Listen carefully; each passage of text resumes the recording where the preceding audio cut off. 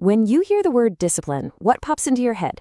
For a lot of us, it's things like rules, restrictions, basically no fun, right? But what if we've been looking at it all wrong?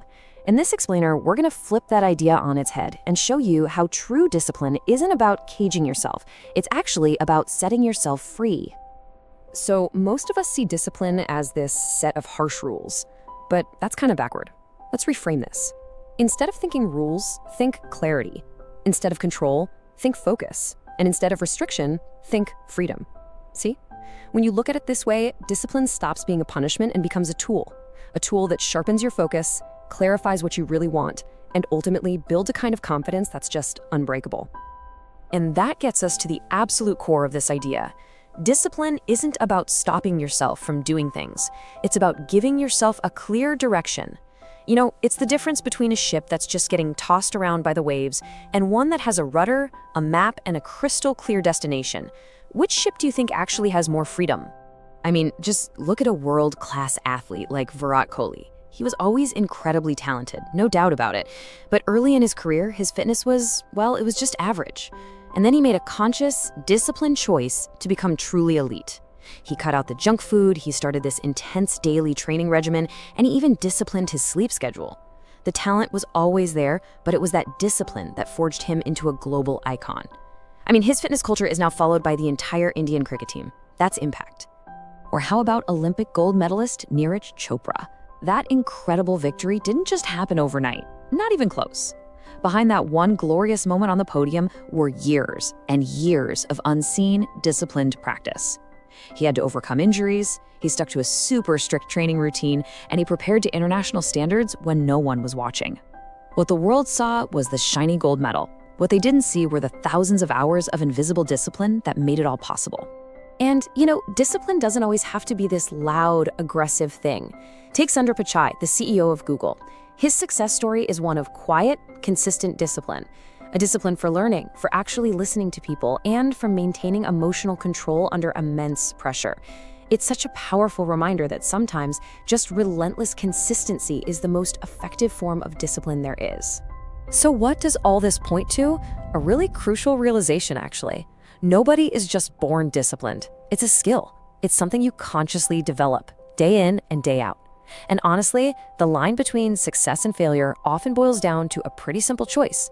Either you are going to control your habits, or without a doubt, your habits are going to control you. Okay, so if discipline is this amazing key to freedom and success, why is it so ridiculously hard to maintain? To figure that out, we need to get honest about the internal battle we all face every single day. The common enemies that just love to sabotage our best intentions. I mean, think about it for a second. We all want to be better, right? We all want to hit our goals. But if it were just a matter of wanting it, everyone would be fit, wealthy, and successful. The reality is, there are some pretty powerful forces working against us. And you know what? Most of them are right inside our own heads. It turns out, our discipline is basically in a constant battle with three main enemies. First, there's our own comfort-seeking mind. It's designed for survival and safety, which is why it's so good at inventing a million excuses to just hit that snooze button. Second, you've got the powerful lure of instant gratification. Our world is built to give us these quick dopamine hits, which makes the delayed reward of hard work seem, well, a lot less appealing. And third, and this one's huge, is the fog of unclear goals. If you don't have a powerful reason why you're doing something tough, your mind will logically choose comfort every single time. Why wouldn't it? Okay, so we've talked about the problem. Let's not dwell there. Let's talk solutions. And this isn't about finding some magic motivation pill. It's about building a practical, sustainable system for discipline that actually works in your life. And this right here is the absolute foundation of everything we're about to cover. Forget waiting for motivation to strike like lightning. Motivation is fickle. It comes, it goes. Clarity, on the other hand, is a rock. When you are crystal clear on why you want to be disciplined, the discipline itself almost becomes automatic. So how do you actually get that clarity? Well, we can use the core method. Step 1, find your why. A strong reason is your fuel. Without it, the engine won't start. Step 2, start small. So many of us fail because we try to change everything all at once. Don't do that. Just pick one tiny habit for 10 minutes a day. Remember, consistency always beats intensity. And third, and this is so important, commit to yourself. We're great at keeping promises to other people, but we break them with ourselves all the time. Start treating the promises you make to yourself with that same level of seriousness.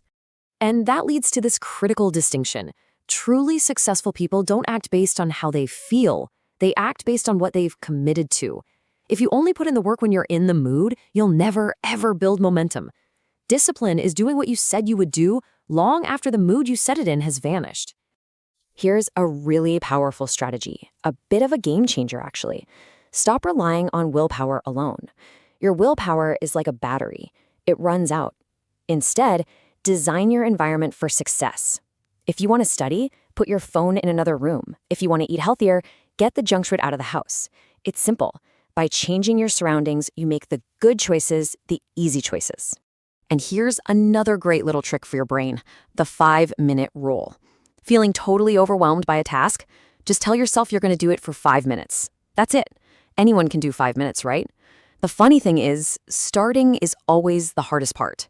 And those 5 minutes can very easily turn into 30 without you even noticing. All right, we've gone through the why and the how. Now let's nail this down. Let's bring it all together into a super clear action plan that you can literally start using the second this is over. So here we go, your 5-step plan to get started. 1. Practice self-awareness. Get real about your strengths and weaknesses. 2. Eliminate distractions. Design that environment for focus. 3. Set clear, actionable goals. 4. Practice daily. This is a habit, and it's built through repetition, not talent. And 5. Add one new small ritual, just one, and build from there. And look, as you get started on this, I need you to remember one really, really important thing. You are going to have off days. You're going to make mistakes. The goal here isn't to be perfect, it's to be consistent. If you miss a day, don't let it spiral. It doesn't mean your routine is broken. Just get right back on track the next day. That is real discipline. So in the end, what is discipline? It's a war against your own weaker self, your desire for comfort, for ease, for that instant gratification. But here's the good news. It's a war you can absolutely win, one small, consistent decision at a time. And every single victory, no matter how small it seems, builds you into the person you're truly meant to be.